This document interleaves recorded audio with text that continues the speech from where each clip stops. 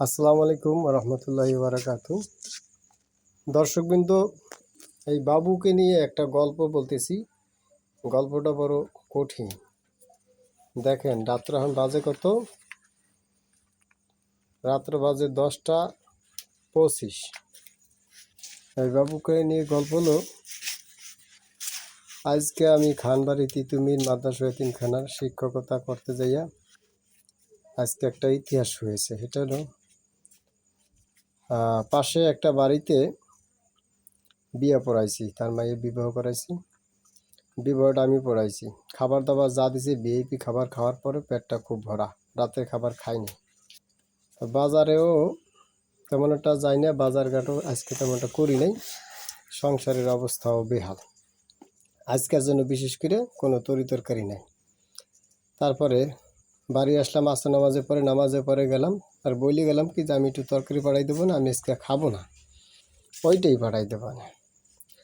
এখন হুজুরা সবাই সুন্দরভাবে খাবার ব্যবস্থা করছে, আর ভাত দিয়ে দেবার চাইছিল। আমি কই না, এক পিস মাছ আমার ভাগ্যে যা পাবো, অর্থাৎ আমার ভাগে যেটা আছে ওইটাই, একটু বেশি দেওয়া লাগবে না, কমও দেওয়া লাগবে না, ওইটাই পাঠাই দিতে হবে। আমার ছেলেটা আবার ওইখানে পরে, মেজো ছেলেটা। এখন মেজো ছেলেটা আপনার চলে আসছে, কিন্তু ওই তরকারি আর নিয়ে আসে নাই। আমার মনে ছিল না, আরও ছাত্ররা পরে তো একসাথে আসছে, গার্ডিয়ান সহ তারা নিয়ে আসছে।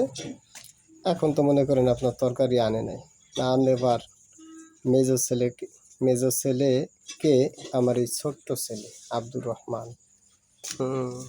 ভাইয়ে কেন তরকারি আনলো না, তারে খুব সাহায্য করছে হাত দিয়ে। তরকারি কেন আনা হলো না। এরপরে আমাকে ফোন দিয়ে বলাইছে, না আনা পর্যন্ত খাবে না, ভাত খাবে না, শুধু ভাত, বেশি তরকারি না হলে খায় না। আপনি দেখেন খাওয়ার বুঝতে দেখছেন কত মোটা তাজা আমার ছেলেটা, আসলে খায় না। এখন এই অবস্থায় একটু তরকারির জন্য যদি না খেয়ে ঘুমাই থাকে, অবস্থা কী হবে। তারপরে আমি বললাম তো আসপা লাগছি, তো না আসাক পর্যন্ত বায়নায় দূরে বসে আছে, কখন আসবে তখনও খাবে।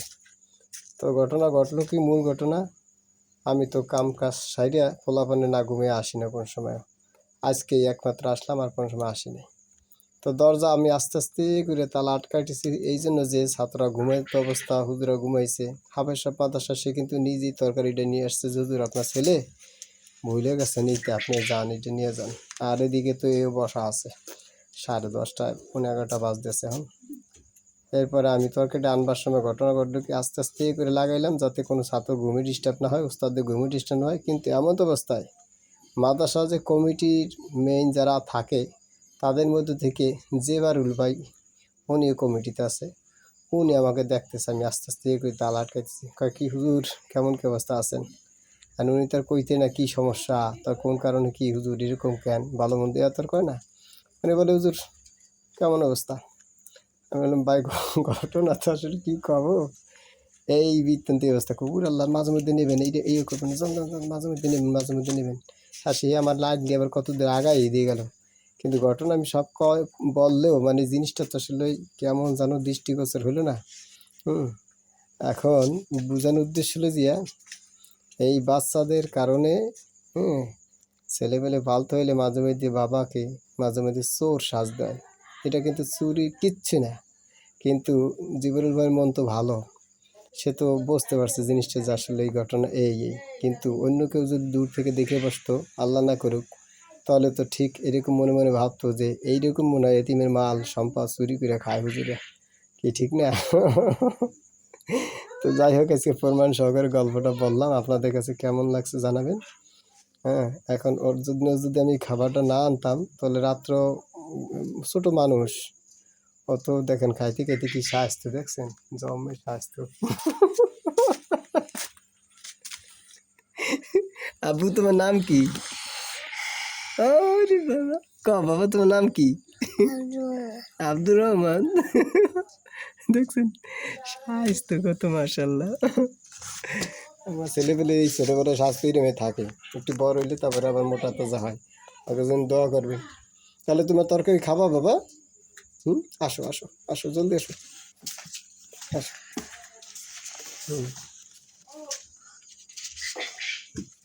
চলো। হুম, হুম, হুম। এই যে মেজো ছেলে দেখেন, ও ভুল কইরা তরকারি না এনে উনি ঘুমিয়ে পড়ছে, আরে শাস্তি দিছে। এই যে মেজো ছেলে আবদুল্লাহ, ওই মাদ্রাসা আবার ওই স্কুলে পড়ার পাশাপাশি ওই মাদ্রাসা আরবি পড়ে মাগরিব থেকে এসা পর্যন্ত। ও আইনে ঘুমিয়ে পড়ছে, এরপর ওরে শাস্তি দিছে আব্দুর রহমান। আমার তা আনলা না কেন, তরকারি আনার কথা আনো না কেন, না আমি তোর জন্য আনতে যাই, এই অবস্থায় ধরা পড়ছি, কন দিয়ে কী করি এখন। হ্যাঁ, যাকে এটাও শেয়ার করলাম আপনাদের সাথে। সাথে সাথে একটু অ্যাড দিয়ে দিই, এই হলো কোয়েল পাখির ডিম। আপনাদের যদি কারো লাগে, আমাদের সংসারে মোটামুটি যে হালাল পথে চলতে গেলে অনেক কিছু করা লাগে, এখান থেকেও কিছু আসে মোটামুটি আর কি, হালকা পাতলা। আমাদের এখানে কোয়েল পাখির ডাক মনে হয় শুনতেছেন। ওরা মোটামুটি কত আছে বর্তমানে কোয়েল পাখি? এই যে ওরা দুই হান্দি দোকান, এইটা তো ভুল কাজ করছে। আমি কি দুহান ভাগে পাবো? এই দুহান পাবো না তো জিশান বাবুর সি এ কাজ করছে কেন? মনে হয় হুজুরের বাগেরটা দিয়ে দিছে, এটা হইতে পারে। দর্শক বিন্দু, এটাও দেখাইলাম। এই যে আমার বাবা এখন খাবে, অপেক্ষায় ছিল, দেখছেন রাত 11টা বাজিয়ে যেতেছে, এখানে খাবে। তো যাই হোক, ইতিহাসের পাতার একটা কঠিন চুরি করলাম আজকে। ঠিক না? এটা কি চুরি? এই কোয়ালিটি চুরি জায়েজ আছে, বুঝছেন? না জায়েজ না, জায়েজ আছে। দেখেন কত সুন্দর মজা করে খাইতেছে। আর যদি না আনতাম তাহলেও এই বেদনা কষ্ট নিয়ে তারপরে শুয়ে থাকতো। এবার দেখলাম সবাই ঘুম পড়েই তারপর আইসি। ও ভিতরে তেমনটা খাওয়ার চাহিদা নেই, মোটেও খায় না। আজকে এরকম বাহানা ধরছে। আর যদি আবদুল্লার আবার ওই শাস্তি না দিত যাওয়ার জন্য আনো নাই কেন, তাহলে আর আমি আসতাম না।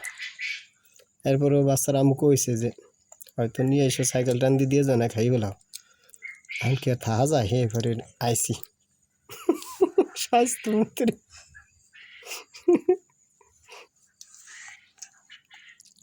আবু মজা লাগে? সত্যি? মাশাআল্লাহ।